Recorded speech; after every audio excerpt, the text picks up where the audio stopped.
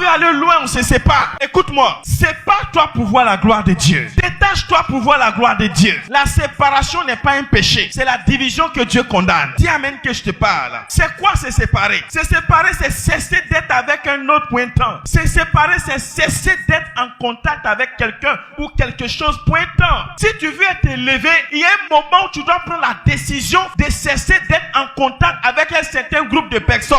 Il y a des amis avec lesquels tu vas t'associer qui vont t'empêcher d'aller de l'avant. Sépare-toi. Il y a des relations avec lesquelles tu vas être qui vont t'empêcher d'atteindre le programme de Dieu si tu ne te sépares pas. Il y a des relations dans lesquelles tu te trouves. Si tu ne laisses pas tomber ces relations, ton mariage va jamais arriver. Il y a quelqu'un avec qui tu es qui est en train de perdre ton temps pour rien.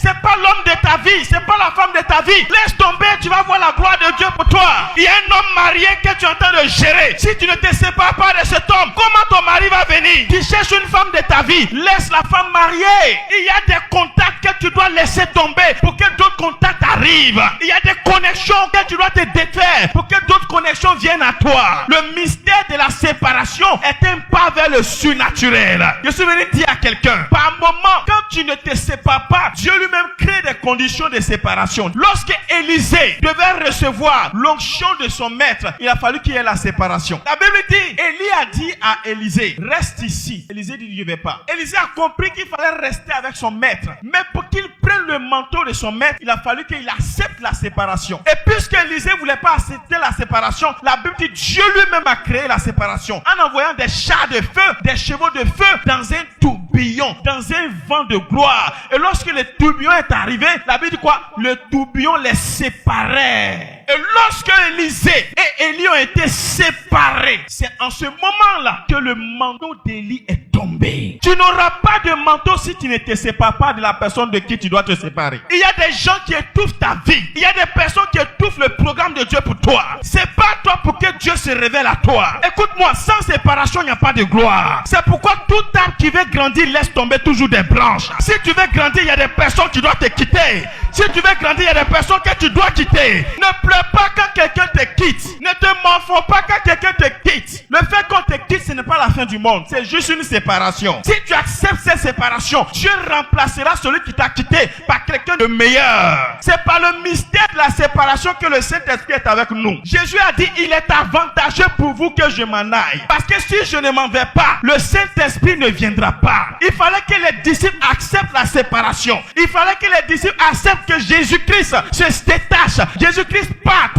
Et c'est lorsque Jésus est parti que le Saint-Esprit a pris place. Si Jésus n'était pas parti, l'Esprit de Dieu n'allait jamais arriver. Il y a des gens qui doivent partir. Souvent, quand l'heure de la séparation arrive, il y a une peur qui s'installe. Oh, si la personne me laisse tomber, comment je vais faire? Si je me sépare d'un tel, comment je vais faire? Qui va pourvoir mes besoins? Comment les choses vont se passer? Est-ce que je pourrais avancer? Est-ce que, écoute-moi, c'est Dieu qui met les hommes en contact. Pour un temps, pour une saison, pour une raison. Lorsque le temps est fini et la raison est passée, Dieu fait passer la personne pour envoyer une autre personne dans ton histoire. Il y a des gens que tu dois laisser partir pour que la gloire de Dieu arrive. Si Jacob n'avait pas laissé partir l'ange, la bénédiction n'avait pas tombé sur lui. L'ange a dit, laisse-moi partir car le jour se lève. Laisse la personne partir. Laisse la soeur partir. Laisse tes amis partir. Laisse les mauvaises fréquentations partir. Laisse tes mauvais compagnons partir. Et tu verras que la gloire de Dieu va te localiser. Dis à quelqu'un, il faut le laisser partir. Laisse-la partir. Jésus aimait la foule. Dieu est venu avec lui pour sauver le monde. Mais pour atteindre l'autre côté, il a dit à ses disciples, la première chose que je dois faire, c'est de renvoyer la foule. Et Jésus a renvoyé la foule. Rien que pour aller sauver une seule personne. Il a renvoyé la foule. Il y a une foule que tu dois renvoyer. Il y a une foule que tu dois laisser tomber. Il y a une foule auquel tu dois te défaire. Il y a des personnes qui gaspillent ton temps. Il y a des personnes qui gaspillent ton avenir. Il y a des personnes qui gaspillent ton argent. Il y a des personnes qui tuent tes projets. Il y a des personnes qui te touffent au lieu de te faire avancer. Il y a des personnes pour qui tu te tues mais qui ne te considèrent pas. Laisse tomber ces personnes et va vers des personnes qui peuvent t'élever. Connecte-toi à des gens qui vont t'établir. Laisse tomber des gens pour que d'autres personnes viennent. Il y a de la place de ta vie,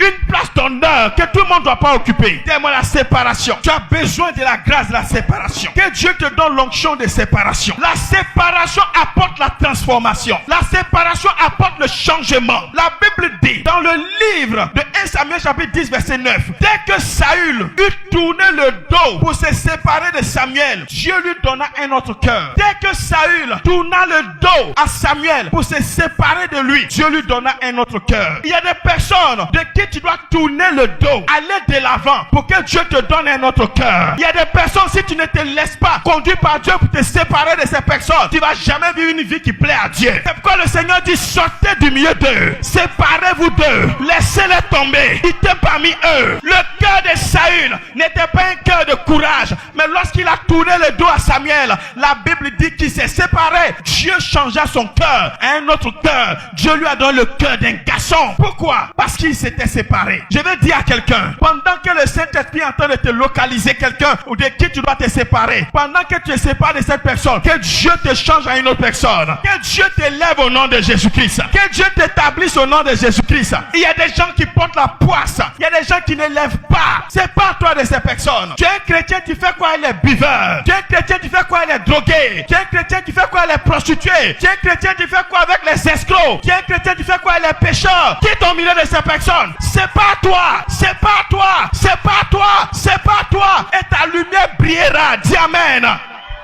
Heureux l'homme qui ne marche pas selon le conseil des méchants, qui ne s'arrête pas sur la voie des pécheurs, qui ne s'arrête pas en compagnie des moqueurs, mais qui trouve son plaisir dans la loi de l'Éternel, qui la médite jour et nuit. Il est comme un arbre planté près d'un courant d'eau, qui donne ses fruits à sa saison, dont le feuillage ne se flétrit point. C'est ce que tu deviendras. Dis amen.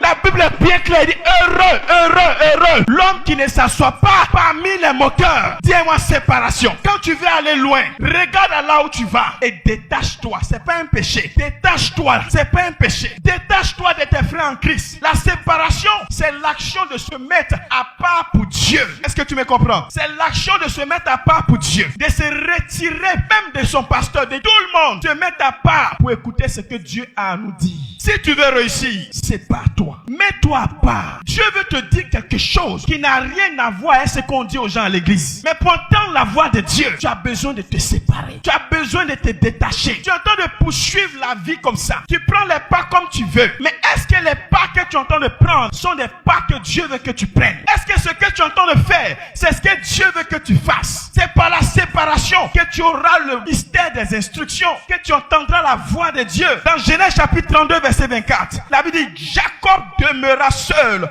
Alors un homme lutta avec lui jusqu'au lever de l'aurore. Tant que Jacob n'avait pas pris sur lui la décision de laisser sa femme et ses enfants, tout ce qui lui appartenait, ses serviteurs, pour se mettre à part seul, Dieu n'allait pas descendre pour qu'il lutte. Est-ce qu'on se comprend? La Bible dit, il demeura seul. Alors il y eut un combat entre lui et Dieu. Pourquoi Dieu est venu à lui? Parce qu'il était seul. Jacob a marché tout le temps. Dieu n'est pas venu à lui. Mais quand il s'est séparé de ses femmes, il s'est séparé de ses enfants, il s'est séparé de ses serviteurs pour se mettre à part seul, Dieu est descendu, Dieu est venu jusqu'à lui. Et c'est de là qu'il a dit à Dieu, bénis-moi. Et le Seigneur a changé son nom de Jacob à Israël. Pourquoi? La séparation. Détache-toi un peu. Tu es trop dans la confusion. Tu es trop avec la foule. Tu es trop mélangé. Les grands hommes sont des hommes solitaires. Il y a un temps pour être avec tout le monde. Il y a un temps pour se mettre seul. Isaac était célibataire. Un soir, dans Genèse 24, à partir du verset 63, la Bible dit, Isaac est sorti dans les champs seul pour méditer. Et après la méditation et la prière, quand il a levé les yeux, il a vu Rebecca, sa femme. Le problème, c'est que l'homme de ta vie est là, mais tu ne te mets pas à part pour le voir. C'est pourquoi tout ce que tu vois, tu as l'impression que ce sont eux. En réalité, ce n'est que du chimère. Mais si tu te retires